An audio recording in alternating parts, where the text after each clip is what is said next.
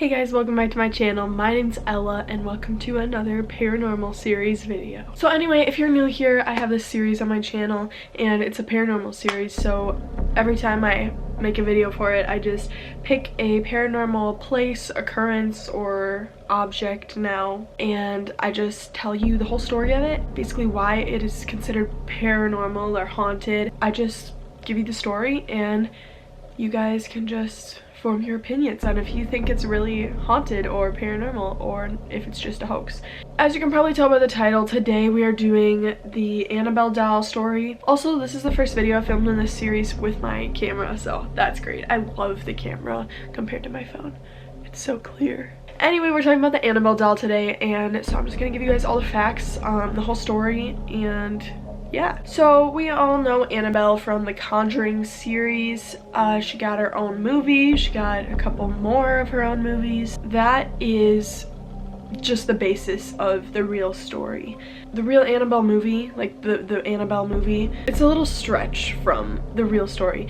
It mentions Annabelle Higgins, but not in the way that she really was in real life. I think Annabelle Comes Home is more about the actual history of the doll. I don't know, I've never seen that one. I've only seen the real Annabelle, and that is more fictional. Also, if you didn't know, the Annabelle doll in the movie looks way scarier than the Annabelle doll in real life. This is the Annabelle doll in real life. It's just a little Raggedy Ann doll. The one in the movie is like a terrifying, like 6-foot doll. It's more dramatic for the movie. But anyway, let's get into the actual facts of the Annabelle doll. So there's this girl named Donna, and she is graduating from college with her nursing degree. Her mother goes and buys her a Raggedy Ann doll at this little shop, and she gives it to Donna as a graduation gift. And this is in 1970. This is where the story starts. So Donna lived in a small apartment with her roommate Angie. They were both nursing students, both getting ready to graduate. When Donna got the doll, she put it on her bed, and the two roommates would notice that the doll would move by itself.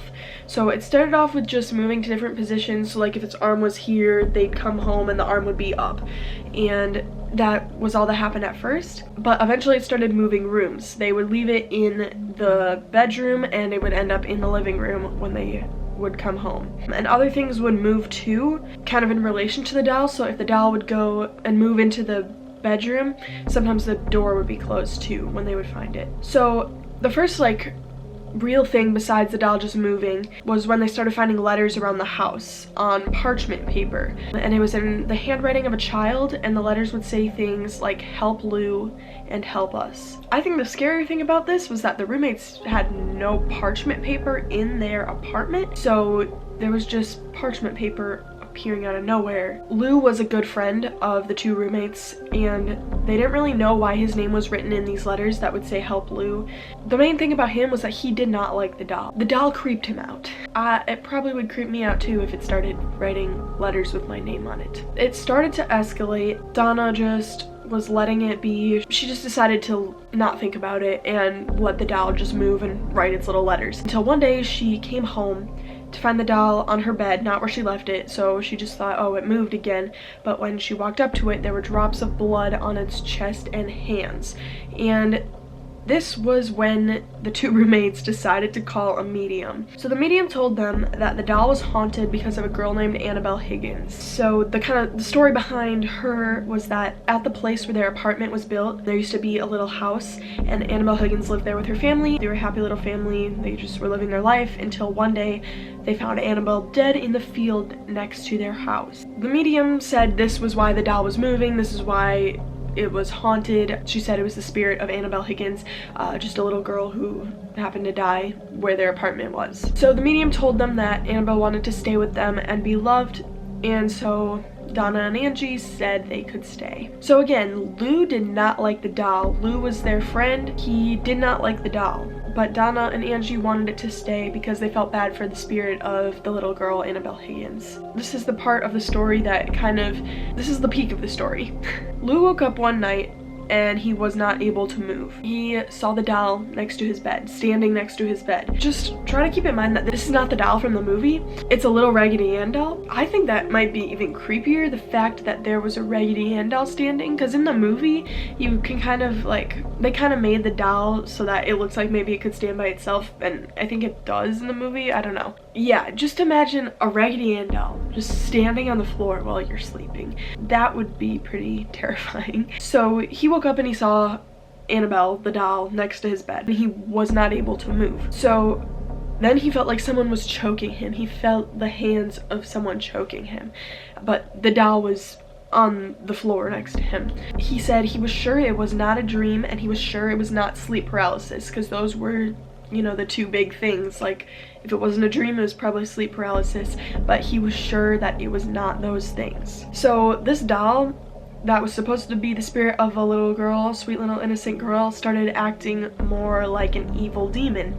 So Donna decided to get further help. She called a priest who, after hearing about what happened to Lou, called a priest with higher authority, so a priest above him, and then when he heard about the things that happened, he called Ed and Lorraine Warren. I think that's a big sign that both of the priests you called were not able to deal with the situation for you, and they had to call the Warrens. The Warrens told them that this doll was not haunted by the little girl Annabelle Higgins. They came to the conclusion that it was haunted by a demon, and they said it was a demon because it wanted to possess people, not objects. If you've ever watched, oh, which movie is it? I think The Conjuring. Maybe it's the Annabelle movie. I don't know. One of the movies in the Conjuring series tells you all about that. Like, demons, they don't want to possess things, they want to possess people. So that's what the Warrens said. They said that this is a demon, it wants to possess you, not just the doll. They said it was just using the doll so it could possess a human instead, which was probably going to be Lou, since all of the attacks and the letters and everything were going towards Lou. They said that the doll was moving and writing letters to attract attention, to grow closer to the human host that it wanted. And the medium's, like, little story or conclusion or whatever the medium, however the medium got the Annabelle Higgins story, made it a lot easier for the demon, because the girls felt bad for the spirit because they thought it was a little 7-year-old girl that was alone. At this point, after the Warrens told them this, they no longer wanted anything to do with the doll. So a priest came in, I believe it was the priest from before that called the Warrens, and he cleansed the house, and the Warrens took the doll with them. Annabelle now sits in a glass case in the occult museum in the Warrens' house. Yeah, and they basically drenched it in holy water and had to build a special case that was supposed to contain all of the evil in the little box. So this doll obviously is not something to mess with, but yeah, hopefully it is now safely locked in its box and not going to harm anyone or anything anymore. So yeah, that is the story of the Annabelle doll. That was a little bit shorter story, I think, than the other two, but there's not much to it. The movies really make it more dramatic. They add a lot to it. If all I just said was the movie, it would probably be a pretty boring movie. So yeah, hopefully you guys enjoyed hearing about the Annabelle doll. If you did, leave a like, subscribe, and also leave a comment down below what other paranormal videos you want to see if you're enjoying this series. I'm going to be focusing a lot more on this series now because I want to kind of niche my channel and kind of try to grow that way. So yeah, we're building a paranormal army. Comment down below what else you want to see. Also, The Turning is coming out soon. That looks really good. I don't know if that's part of the Conjuring series, but I know it's made by the same, like, creators of the Conjuring. After I see that, maybe I could do like a movie review. That'd be kind of fun. I'll see you guys in the next video. Like, subscribe, post notifications, and I'll see you later. Bye.